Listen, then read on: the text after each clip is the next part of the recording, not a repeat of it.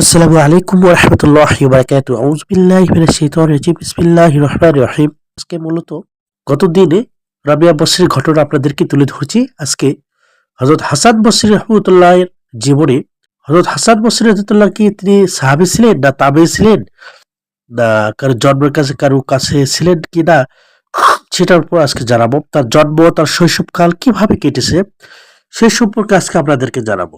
তো চলুন হযরত হাসান বসরি রাহিমাহুল্লাহ এর সংক্ষিপ্ত জীবনী। জন্ম হাসান বসরি রাহিমাহুল্লাহর পূর্বপুরুষ ইরাকের বসরা ও ওয়াশিতের মধ্যবর্তী সায়লা শাদ নামক অঞ্চলে বসবাস করতেন।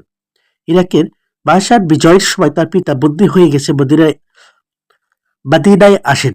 12 হিজরিতে হযরত আবু বকর রাদিয়াল্লাহু তাআলার হাতে ইসলাম গ্রহণ করেন। তার পিতার পূর্ব নাম ছিল পেরুজ। ইসলাম গ্রহণের পর তার নামে হয় মুসা। তিনি ছিলেন সাহাবী হযরত যায়েদ ইবনে সাবিত আনসারী রাহমাতুল্লাহ আজাদকৃত দাস। পরবর্তীতে তিনি মুসলিম জননী উম্মে সালামার রাহমাতুল্লাহ দাসী খায়রাকে বিবাহ করেন।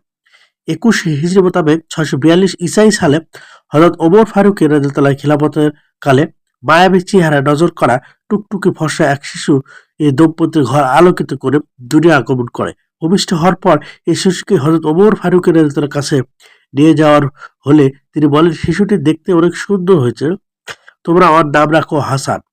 সুন্দর এই শিশু বড় হয়ে জীবনে বৃহৎ বৃহৎ অংশ বসবাসিতটায় পরবর্তীতে ফারুকের দেওয়া এই হাসান নামটা মুখরিত শব্দ যোগ হয়, আর সারা দুনিয়া হাসান বসরি নামে তাকে চিনে থাকে। শৈশবকালে কিভাবে তার জীবন কেটেছে, তার মায়ের সুবাদে তিনি আল্লাহ রসুল পাকসাল্লামের প্রিয়তমা স্ত্রী উম্মে হাবিবা নুরানি ঘরে শৈশব জীবন কাটার। গৃহস্থলী কাজে ব্যস্ত থাকায় মাকে কাছে না পেয়ে শিশু হাসান কান্না জোরে দিলে মুসলিম উম্মার জননী উম্মে সালামা রাহমাতুল্লাহ তাকে কোলে তুলে নিতেন। আদর্শ সোহাগ ভালোবাসা দিয়ে শিশু হাসানের কান্না থামাতেন। তাবি হওয়ার সৌভাগ্য অর্জন করেছেন তিনি। গবেষকদের মতে তিনি 70 জন বদরী সাহাবী, মোট 130 জন সাহাবীর নুরানির সহবত লাভ করে তাবি হওয়ার সৌভাগ্য অর্জন করেন।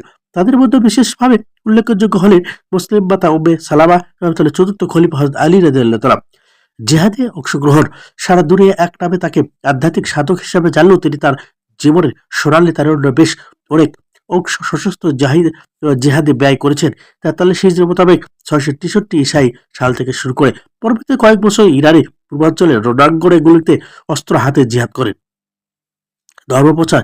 ইসলামের আদর্শ প্রচারে তিনি জীবনে বেশি অংশ ব্যয় করেছেন। প্রতি জুমাবারে তিনি মসজিদে ওয়াজ করতেন, মানুষকে ধর্ম জীবনে উদ্যুক্ত করতেন এবং গ্রহের কাছ থেকে নিরুৎসাহিতভাবে বিভিন্ন ধরনের উপমা দিতেন, বিভিন্ন ধরনের উপদেশমূলক কথাবার্তা বলতেন এবং আরবি ভাষায় উপদেশমূলকভাবে এমনভাবে গদ্য সাহিত্য তাপস্য করছেন যে যার জীবনে উক্তিগুলো উদ্যত হয়নি। তার অনেক উপদেশ ও ভাষার বিভিন্ন প্রামাণ্য অভিধান দৃষ্টান্ত হিসেবে স্থান লাভ করেছে। তার বিশেষ কিছু উপদেশ পৃথিবীতে এমন এক সেতু মনে করা হয় যার উপর দিয়ে তুমি উপরে যাবে, তাই তুমি এর উপর কিছুই নির্মাণ করো না। তুমি দিনে নিজেকে গুনাহ থেকে মুক্ত রাখো, আল্লাহ তোমাকে রাখে। আল্লাহ থেকে মুক্ত রাখো, আল্লাহ তোমাকে রায়তে আমল করার তৌফিক দান করবে। গরিবদের সাথে বন্ধুত্ব রাখো, কেননা কিয়ামতের দিন তাদের কথা বলা হবে তোমাদের সাথে, যারা বন্ধুত্ব করেছিল অথবা তোমরা তাদের ভালোবাসতে তাদের সাথে নিয়ে জান্নাতে প্রবেশ করবে। মুমিন সেই ব্যক্তি যে আল্লাহকে ভয় করে, আল্লাহ যা করতে বলছে তা করে এবং আল্লাহ যা করতে নিষেধ করেছেন তা থেকে বিরত থাকে। মৃত্যু। 5ই রজব 110 হিজরি মোতাবেক 728 ঈসাই জুমাবার এই মহান কর্ম বীর সাধক পুরুষ মহান প্রভুর সান্নিধ্যে চলে যান।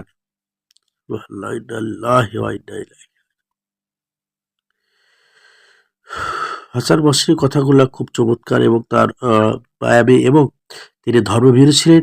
তিনি খুবই তার জীবনের অনেকগুলো ঘটনাগুলো আজকে আপনাদেরকে তুলে ধরলাম। যদি ভালো লাগে অবশ্যই কমেন্ট করে আমাদের পাশে থাকবেন এবং আমার চ্যানেলকে অবশ্যই সাবস্ক্রাইব করবেন। ভালো থাকবেন, সুস্থ